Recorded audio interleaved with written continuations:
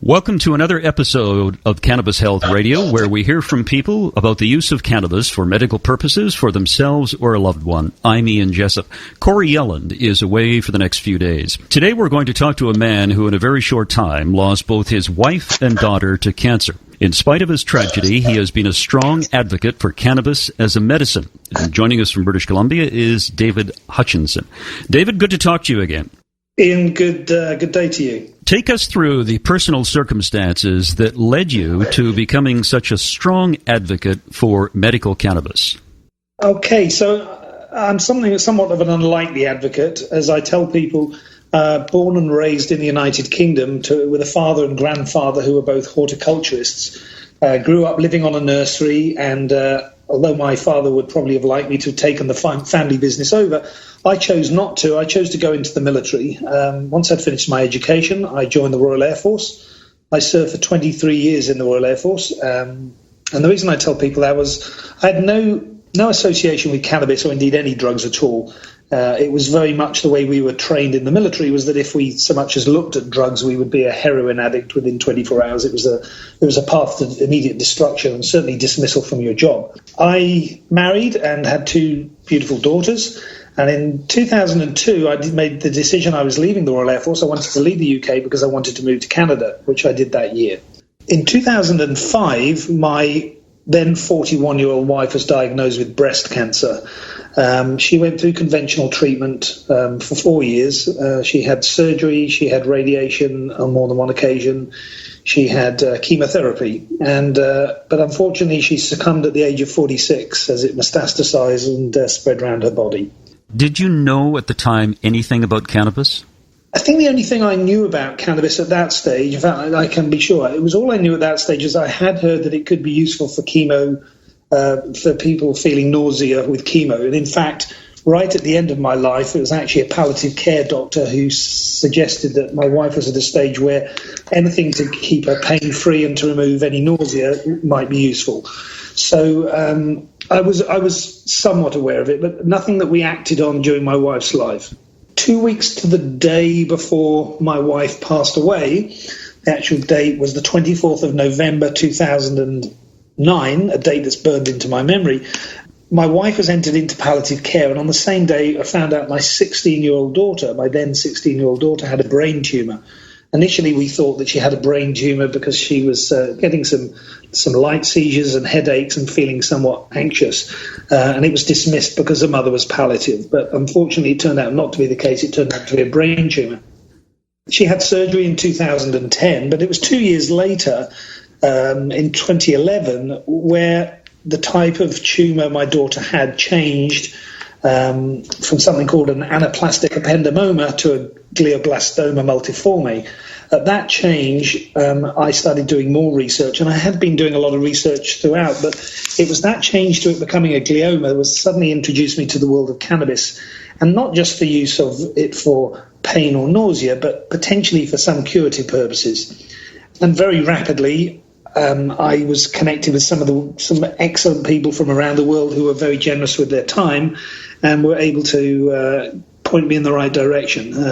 As I say, that was all happened in March 2011. And then in a couple of months later, my daughter started taking a cannabis oil. So 2 weeks before your wife passed, you find out that your 16-year-old daughter has a brain tumor.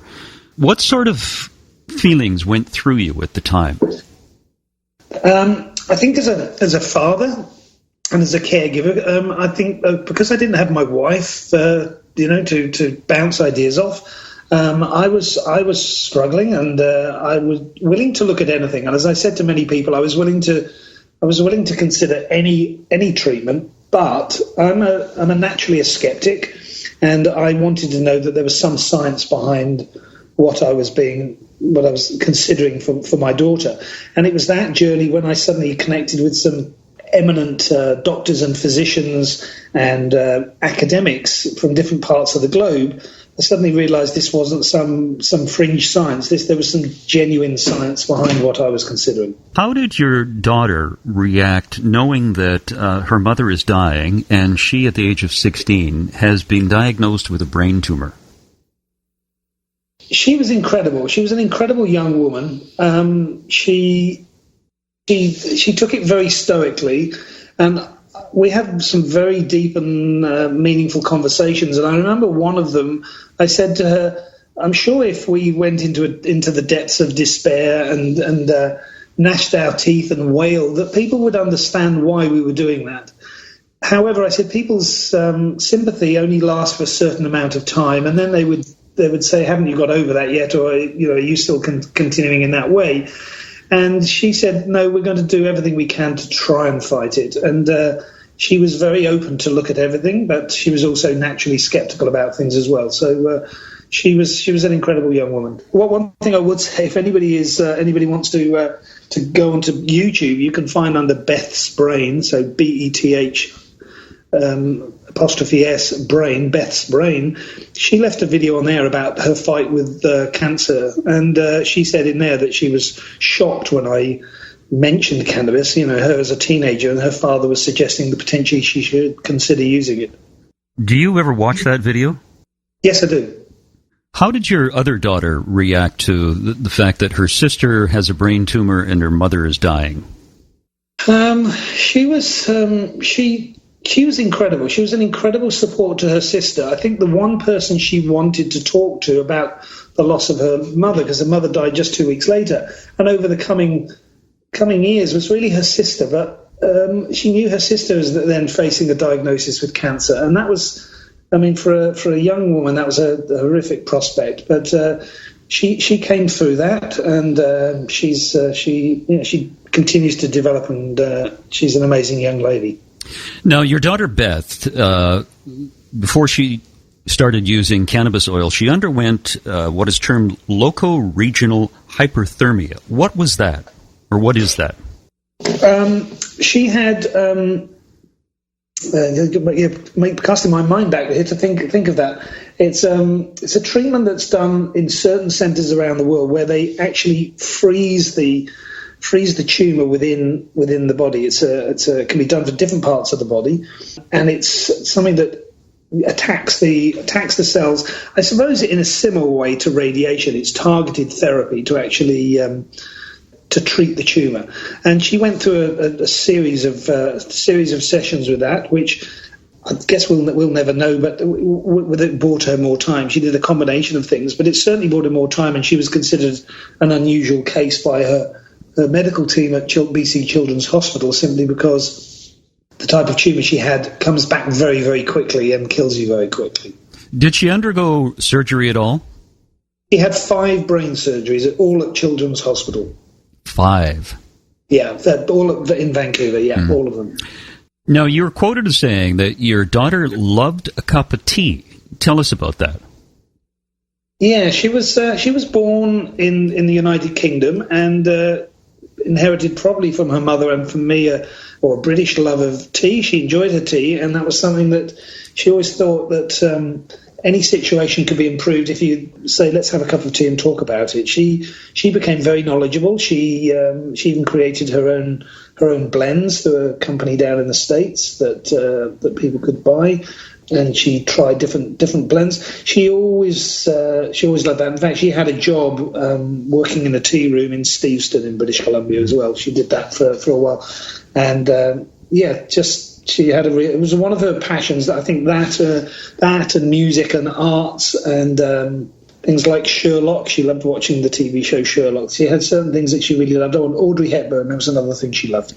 She also developed a bucket list, and on that list was skydiving. Did you go along with her? No, I didn't. I skydived myself when I was in the military, but I didn't. In fact, if anybody goes onto that YouTube links, you'll find under Beth's Brain, you'll find her skydiving video as well. She did that 7 months before she passed away, and it was something she wanted to do. She went off one Sunday morning in Abbotsford in British Columbia, and she skydived, and I was very proud of her. And she was thrilled to have done it as well. Now, David, take us through the use of cannabis with respect to Beth's brain tumor. Okay, so fairly quickly, some of your listeners will be familiar with a gentleman in Spain, Professor Manuel Guzman. He's at the University of Complutense in Madrid. And he and his team have done some amazing work with with cannabis, and directly on the use of many tumours, but particularly breast and brain. Indeed, injecting it directly into it, and done it in the laboratory. He's not a clinician. He's an academic and a researcher. But there's enough there to make anybody who is looking for a potential solution to know that there's something useful. So I contacted him. That connection happened very, very quickly, and he sent me some advice to look at using concentrated oils, which at the time in Canada were illegal. They were illegal to manufacture or to possess. But he advised that it would need to be taken in a concentrated form, not smoked. That, coupled with another very useful article or useful paper out of BC Children's Hospital from January 2011, which were two teenage girls from British Columbia who both had a type of tumour called it's an astrocytoma. It's another type of brain tumour, and both of these girls who didn't know each other had spontaneous regression of the tumours. People can Google that and find that article. And when I read that as well, these two girls had indeed smoked it, and they're both still alive and thriving. The astrocytoma type of tumour they had is a slow, steady grower. It's benign. It's not malignant, but it will kill you. It's a slow, steady grower. And these two girls had full remission. They're now cancer-free. So they had a slow growth of their tumor, whereas Beth's was very rapid. Yeah, Beth's was malignant and super rapid growing. Theirs were a slow, steady grow. It grows, think of it like the roots of a plant. It grows in all directions, and they can't operate on. They can't do surgery for it. They can't do chemo or radiation for it because it just spreads all over the brain. It sounds like it almost has tentacles. Yeah, that's a good description of it. Yeah. Now, when you told your daughter Beth about cannabis, how did she respond? Well, as you'll see in the video, she actually commented on that. She said she was shocked. She said that, whose father goes to his teenage daughter and says, "I think you should start taking cannabis." She thought I was joking at first, and I said, "I've done some research, Beth, and I want to show you stuff." And I'd started putting stuff in front of her to read. I said, "You look it through, you read it." And she was astounded to see that I wasn't just making this up. This was coming from some excellent centres of excellence from around the world, from Spain, from Israel, from the United Kingdom, from the States. Just some incredible work that's out there. But there's such a huge stigma about it. She, like myself, had believed the stigma that associated with it. Yeah, and I think most of us believed it and have believed it for the last 79 years. Now, she started taking it. How often a day was she taking the cannabis oil? Well, she needed to go onto a ramp-up schedule, so I was very much feeling my way through that because it was very difficult to know where to go for legitimate advice. But she did a ramp-up to a small amount, starting at a fraction of a gram a day, and she built up to approximately 3/4 of a gram a day was what she got up to, and she would take that towards the end of the day. At the time, she was taking something that was much higher in THC than it necessarily needed to be, because that was what I could get hold of. That was what was available. At the time she started taking this, the LP system didn't exist through the government. And in fact, the whole government journey through Health Canada was a separate interview, I think. Took a long time for them to approve it. What sort of reaction did she have to this high THC? The first time she took it, again, she mentions this in her YouTube video, she felt like a fizzing in that part of the brain where she knew the tumour was. She'd seen the MRI, the imaging of it, and she knew where the tumour was, or the remains of the tumour, the tumour bed where it had been removed from. And she said to me, "Dad, I can feel that there's something going on. There's something going on in there." And I think she was a little scared, but I said, "That's good. I know that means it's going right into work where it needs to be working." And I was somewhat happy with that from the stuff I'd read online. It did.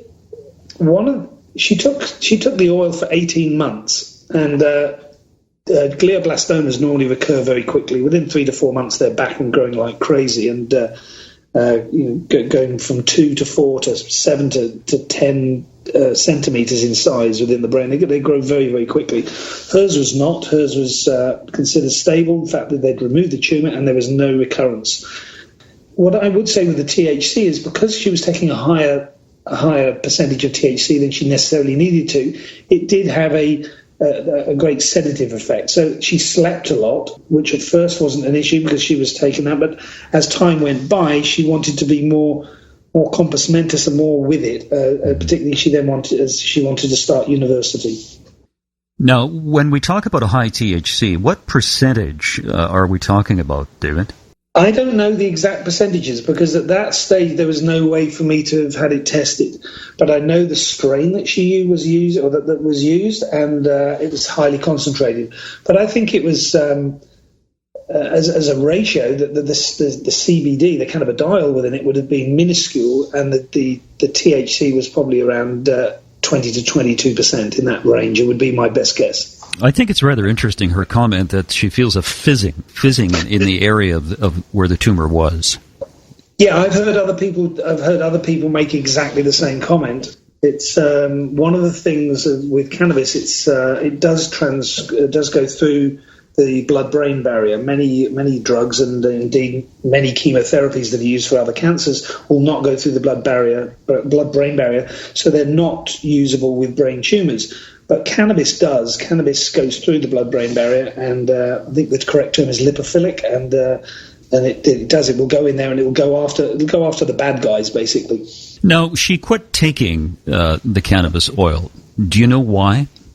Yes, I mean, one of the things I say to people is she was 18 months into it, and she told a family member that she thought she'd got this thing beaten. Then she was told this was going to be back in 2 or 3 months, and here she was 18 months later with clear MRIs every 3 months, and she thought she had this thing beaten. And also, she didn't like feeling groggy the next morning, so she decided to stop taking it, and that was one of the most difficult conversations that I've ever had in my life with her. I say to people, the men listening will understand, it's hard arguing with a woman. It's even harder arguing with a teenager. And if she's your own daughter, well, good luck, because she just said she was an adult. She was 18 at this time, or 19, and she decided she wasn't taking it anymore. That was it. She'd stopped. And when did she find out that it had returned? She'd started at University of British Columbia, and just over 5 months later, she phoned. It's a phone call I don't like to recall because it makes me quite emotional, but she could barely talk. She was in tears, and she knew it was back. David, and how long before she passed? She lived another year beyond that. She lived until October 2013, 25th of October 2013. David, you suggested that prior to using marijuana that you had a typical attitude, I guess is the best description, that a number of people have with respect to marijuana, that it will make you crazy, it's bad for you, that we shouldn't take it, you become a drug addict. How has assisting your daughter with her brain tumor changed your attitude and your beliefs in cannabis as a medicine? I think it forced me to look at the science. Again, there are lots of websites out there that are created by some very well-meaning people, but they don't have the academic or scientific rigor that I was seeking. When I looked at this and realized I learned about the endocannabinoid system, that changed my perspective of it, and information coming out about that all the time. There was some huge amount of work going on around the world to understand more about this and how important this is for human physiology.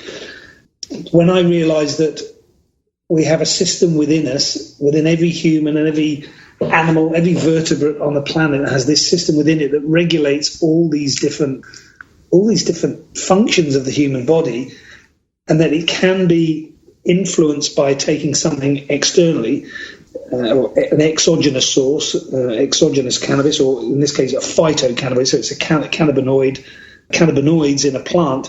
I realized that this was a very, very powerful medicine, and it wasn't just brain cancer, it was other cancers, and it was a whole host of issues like multiple sclerosis and fibromyalgia. I mean, there are 700 chronic conditions listed that it positively impacts. So it was a real awakener for me, and I also started to realize that there's a very good reason why why it's been kept illegal for a long time. It negatively impacts a lot of different industries, and maybe with vested interest in it not being legal. You know, you raise an interesting point, because when I was in commercial radio I interviewed you once, and I interviewed Corey once a month. And when the very first time I interviewed Corey, I knew absolutely nothing about marijuana. But what really changed my mind is what changed your mind: the endocannabinoid system within the body. I had no idea about this. And in an interview we did a couple of weeks ago with microbiologist Bob Melamede, he said probably most physicians have no knowledge of the endocannabinoid system within the body. And when you look at that and you see all the research that has been done over the years, it really is startling that somehow this plant, this medicine, has been taken away from us, the citizens of the world, and stigmatized and demonized over the years. And I think once that hits you, there's almost a light that goes on, and you say, you know what, this stuff works. Do you agree? Absolutely. It's Professor Melamede's a fantastic man. He's been doing work in this for a long time, and he speaks so eloquently about it and so credibly as a professor.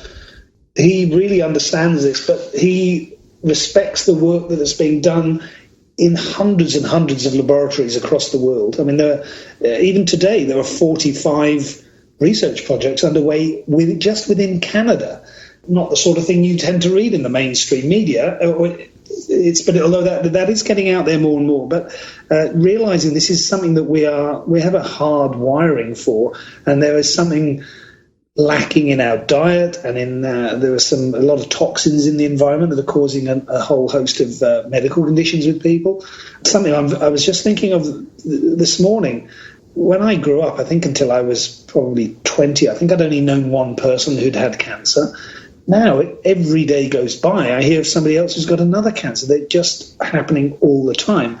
But there are a host of other medical conditions, people with migraines and the ones I mentioned before, the whole host of conditions that can be positively impacted by this. And when you start to realize that this is a positive medicine, it's a depressing thought that it has not been more widely available. Now, I had a similar conversation with a friend a few weeks ago over coffee, and he said to me, when you were growing up, do you ever recall someone our age, being kids at the time, someone our age, ever having brain cancer? And I said, no, I can't think of anybody. No one. And today it's so widespread. Yeah, it is. Yeah, in the last few years that you've been advocating for medical cannabis, what changes have you seen in the public at large toward marijuana? There's been a significant shift. The people like in the States, I mean, what the medical profession called key opinion leaders or KOLs, like Dr. Sanjay Gupta. When somebody as credible as him speaks out about this, as he did in 2013 with his video Weed, again, that's something that's available on YouTube, and he said, we've been terribly and systematically misled for 70 years, and I apologize for my own role in that. This is a highly credible man. He's a neurosurgeon, a medical doctor, a neurosurgeon, chief medical correspondent for CNN. He was President Barack Obama's first choice to be, he was offered the position to be Surgeon General, but declined it because he enjoys his media work. But when somebody like him, or somebody more closer to you in Victoria, in British Columbia, Dr. Dave Hepburn or Dr. Rob Seeley, those people speaking out about this and saying, this is what we've learned. We thought we knew a lot about medicine and we thought we knew this, but we didn't know anything about the endocannabinoid system. And I think those key opinion leaders have changing the perspective of the medical community, but they're also changing the perspective of the general population. People watch TV shows and watch things like the Weed I mentioned by Dr. Gupta, and when they see these people talking about it, they start to do more research, and there is a level of acceptance. And we've seen another 4 states in the USA have now legalized medical cannabis, and another 4 have legalized it for recreational use. There is a huge shift in perception amongst the public. It's changing. The unfortunate thing is it's changing a lot faster with the public than it is with the politicians. The politicians and law enforcement and so on and so forth are still stuck in the 1970s or 80s, and they're still viewing this in a different way. It has to change, and it will change, in my opinion. It's inevitable. There's the tipping point has long since passed. You've got a fifth of the USA has recreational cannabis now. That's going to be a huge shift, and I think the same within Canada.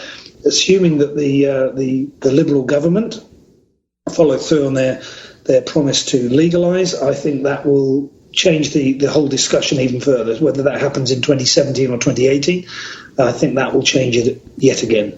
David, do you think the American government will legalise marijuana? I think it's inevitable. I think it will be medical will come first. They will legalise it to say every state that wishes to, there's not an issue. The previous administration, I think that will happen. I think it will come much like the end of alcohol prohibition. I mean, prohibition in whatever form has never worked. Whatever you look at, whether it's been language or culture or religion or most famously alcohol, no prohibition has ever lasted. It always fails. If people are going to do it, they're going to do it anyway. And if you look at, there is not a penitentiary. I mean, one of the places that are probably the most secure in North America, like the prisons and jails across the country, there is not a penitentiary in North America that is drug free. So if the drugs are getting in there, how would people think they're going to keep it out of general society? So it's going to exist. It's how do we work with it?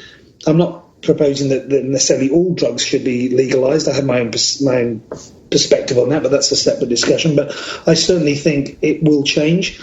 I'm slightly concerned with the change of government in the USA, where the new administration will go from January. I don't really know, but Trump has certainly said he thinks medical is very, very useful, and I think that will continue to grow. And we've talked about legalization of marijuana in Canada and the U.S., but I'm not familiar with the laws in Europe. What's the situation like there in the various countries?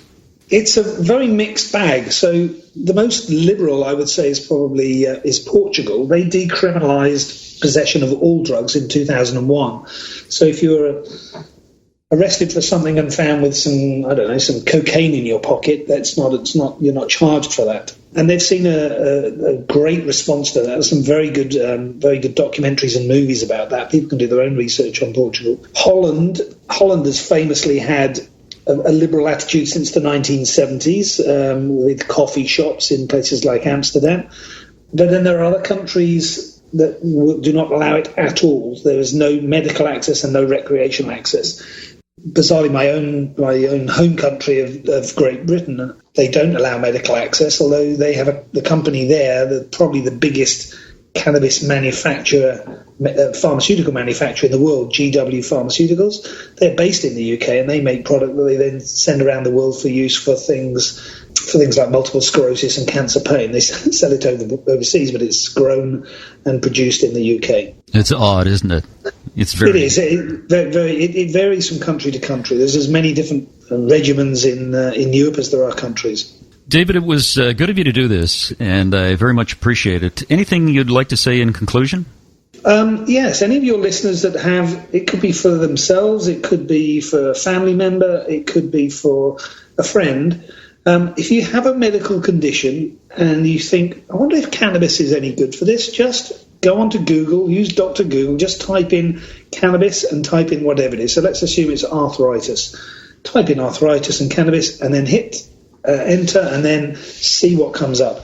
And I'm not suggesting you look at fringe sites, but if you look at the highly legitimate medical sites like The Lancet from the UK, from the British Medical Journal, or from the New England Journal of Medicine, or in the USA PubMed, that's the US National Medical Library.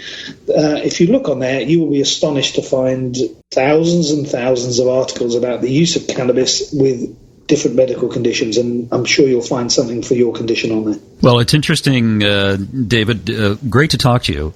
And I think one of the things that we're trying to do on this show is something that you've done for the last few years, is educate people on the medical benefits of cannabis using the science, personal experiences.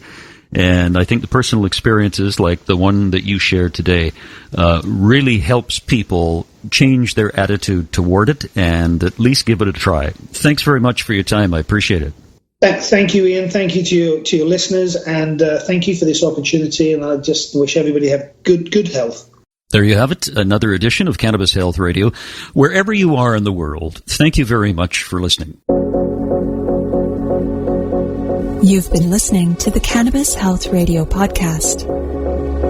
Visit our website, cannabishealthradio.com, and follow us on Facebook and Twitter.